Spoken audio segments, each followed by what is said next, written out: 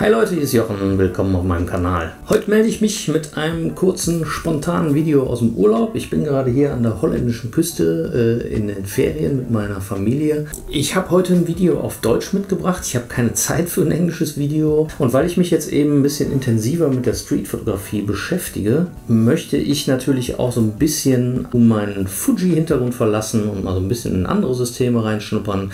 Ich habe mir jetzt schon mal so MFT-Kameras, die Pen-Serie angeschaut beispielsweise. Aber was ich mir jetzt vor allen Dingen im Detail mal angeguckt habe, ist eine Ricoh GR3. Hier ist das gute Stück, ich zeige es euch mal. Ein kleiner Disclaimer vorab, die Kamera ist eine Leihgabe von Ricoh Deutschland, vielen Dank dafür. Ich bekomme kein Geld, die Kamera wurde mir kostenlos zur Verfügung gestellt, für eine begrenzte Zeit. Ich kann ein bisschen rumprobieren, ein bisschen meine Meinung dazu sagen. Ich bekomme aber für das Video kein Geld und ich werde auch nicht für meine Meinung in irgendeiner Form bezahlt. Aber ich wollte euch ganz gerne hier aus dem Urlaub heraus mit einem kleinen Kamerasetup, was ich jetzt hier habe, kein Licht habe ich dabei, ist jetzt nur Fensterlicht, mal kurz meine ersten Eindrücke zur Ricoh GR3. Die Kamera kam schon 2019 raus. Die sieht wirklich aus wie eine Ritsch-Ratsch-Kamera, wie so eine Point-and-Shoot-Kamera. Die ist aber wirklich ein Biest für die Streetfotografie, so viel kann ich schon mal sagen. Warum ist das so? In dem kleinen Ding hier verbirgt sich tatsächlich ein 24 Megapixel APS-C-Sensor, eine 18,3 mm Linse, also 28 mm Vollformat-Äquivalent, also die klassische Brennweite für die Streetfotografie. Das Ding hat eine Bildstabilisierung, einen relativ schnellen Autofokus, ein Touchscreen, eingebauten ND-Filter und die Kamera ist unglaublich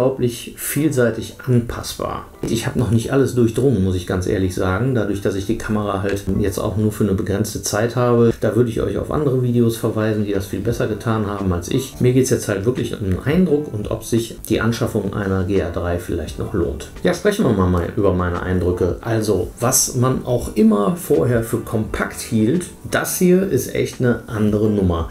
Die ist wirklich ultra klein, die passt wirklich in jede Hosentasche. Das ist auch, glaube ich, das Alleinstellungsmerkmal der Ricoh GR3. Man stellt mit dieser Kamera überhaupt niemals eine Bedrohung dar, zu keiner Zeit. Man kann also ganz nah ran an die Leute und mit den 28 mm Vollformat-Äquivalent, also der 18,3 mm Linse, ist das auch überhaupt kein Problem. Und mit der eingebauten Bildstabilisierung lässt sie sich wirklich auch so aus der Hand in allen möglichen Situationen bis 1/10 Sekunde Verschlusszeit super aus der Hand benutzen. Ich gebe euch nur einen Tipp. Es gibt hier so eine merkwürdige Funktion, die Bildstabilisierung schaltet sich in bestimmten Momenten automatisch aus. Da habe ich gemerkt, das funktioniert so, also das habe ich ausgeschaltet und also das Auto aus habe ich ausgeschaltet und seitdem funktioniert die Bildstabilisierung bei mir auf jeden Fall auch viel besser. Mit einem 24 Megapixel APS-C-Sensor kriegen wir natürlich eine hervorragende Bildqualität aus dieser Kamera. Ich habe jetzt überwiegend schwarz-weiß damit fotografiert. Es gibt auch so verschiedene Filmsimulationen, die sind wirklich auch cool. Ist jetzt nicht ganz so umfangreich und detailliert wie im Fuji-System natürlich. Also es gibt halt beispielsweise verschiedene Abstufungen für Schwarz-Weiß. Es gibt eine Farbsimulation, die mir sehr gut gefällt. Die nennt sich Positivfilm. Da kann man aber dann auch noch Helligkeitswerte, Schatten, Kontraste und so weiter individuell anpassen. Überhaupt kann man die Kamera sehr cool anpassen. Hier oben gibt es in dem Moduswahlrad gibt es 3 Custom-Settings, die ich auswählen kann unmittelbar. Habe also einen Schnellzugriff auf meine ganz persönlichen Einstellungen. Ansonsten gibt es hier auch noch einen Function-Button, den ich frei belegen kann. Alles andere ist hier auf der Rückseite natürlich übers Menü erreichbar. Ist natürlich schon eine Umstellung, wenn man aus dem Fuji-System kommt, hier mit den Rädchen Dinge zu machen. Auch die Belichtungskorrektur ist hier hinten in so einem Rad versteckt. Aber alles in allem ist das echt eine coole Sache, insbesondere wenn man bedenkt, wie kompakt diese Kamera wirklich ist. An Anschlüssen ist wirklich nicht viel vorhanden, nämlich nur ein USB-C-Anschluss.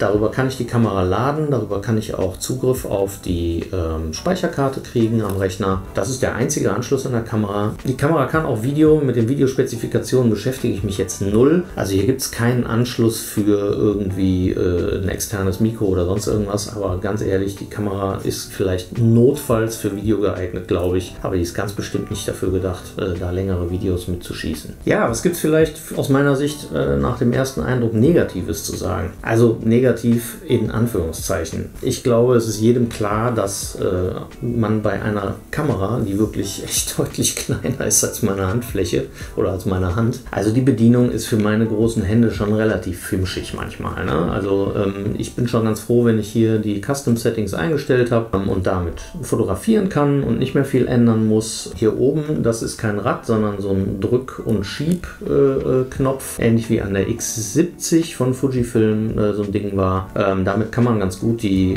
Belichtungskorrektur machen. Man kann aber auch per Druck dann irgendwie so ein Submenü aufrufen. Das funktioniert alles ganz gut. Aber klar, ne, die Kamera ist halt schon echt klein. Das muss man einfach sagen. Deswegen kann man da jetzt an Ergonomie und so weiter natürlich nicht viel erwarten. Ich muss aber wirklich sagen, die Kamera liegt für meinen Geschmack echt ganz gut in der Hand. Also ich kann hier mit dieser kleinen Daumenablage, die da oben existiert, komme ich eigentlich echt wunderbar klar. Auch das Display ist super.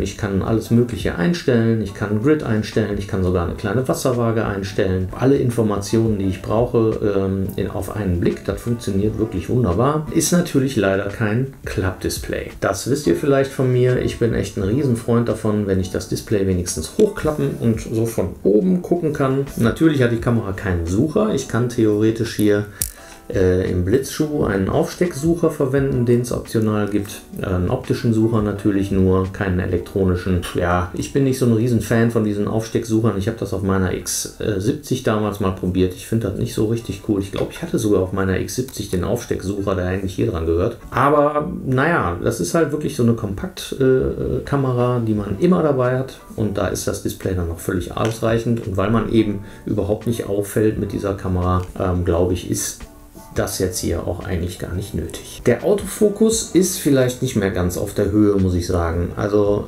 da bin ich jetzt tatsächlich aus dem Fuji-System, naja, nicht überall, aber in den meisten aktuellen Linsen doch ein bisschen was Besseres gewöhnt. Das ist so auf dem Niveau des 18 mm f2, würde ich mal sagen.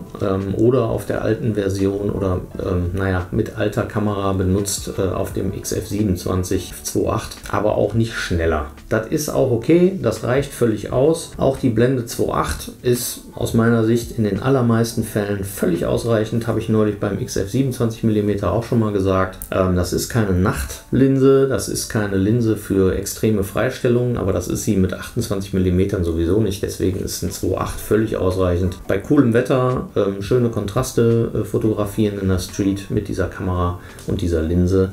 Wunderbar möglich. Also nochmal, als Fuji-User natürlich ein bisschen gewöhnungsbedürftig, aber ehrlich gesagt viel weniger, als ich dachte. Ich hätte gedacht, dass mich Rädchen und die kleinen Knöpfe hier viel mehr stören. Also ich könnte mir eine Ricoh GR3 durchaus als immer dabei Kamera vorstellen, trotz meiner Verwurzelung im Fuji-System. Wie gesagt, wenn man einen Vergleich zu Fuji-Kameras herstellen wollen würde, dann wäre die GR3 wahrscheinlich so in der Liga X70 unterwegs oder eben auch XF10, zumindest größenmäßig. Aber die GR3 hat viel mehr Features als die beiden Kameras. Okay, die X70 hat diesen Klappscreen, den jetzt die XE4 auch hat, praktisch. Aber das war es auch schon. Ansonsten hat die GR3 viel mehr Features zu bieten als die X70 und auch viel mehr Features zu bieten als die XF10. Von daher würde ich da die GR3 in dieser Kompaktklasse auf jeden Fall weit vor den beiden genannten Fuji-Kameras sehen. Ich habe jetzt noch ein bisschen Zeit mit der Kamera, die ich verbringen darf. Ihr könnt mal auf meinem Street-Instagram-Profil vorbeischauen. Findet ihr aber auch unten in der Beschreibung. Da seht ihr auf jeden Fall Bilder, die ich mit der GR3 gemacht habe. Da sind ein paar Cityscape-Sachen dabei, aber auch so ein paar klassische Street-Shots, die ich schon veröffentlicht habe. Schaut einfach mal nach, da steht immer drunter, dass ich die mit der GR3 gemacht habe. Würde mich freuen. Lasst mal eure Meinung da zu der Kamera unter dem Video. Ja, ich freue mich auf weitere Videos mit euch. Ich werde jetzt in Zukunft ein bisschen weniger Videos machen wahrscheinlich, aber ich versuche trotzdem regelmäßig hier am Start zu sein. Habt eine gute Zeit, bleibt weiterhin gesund, Freunde, und wir sehen uns bald. Ciao.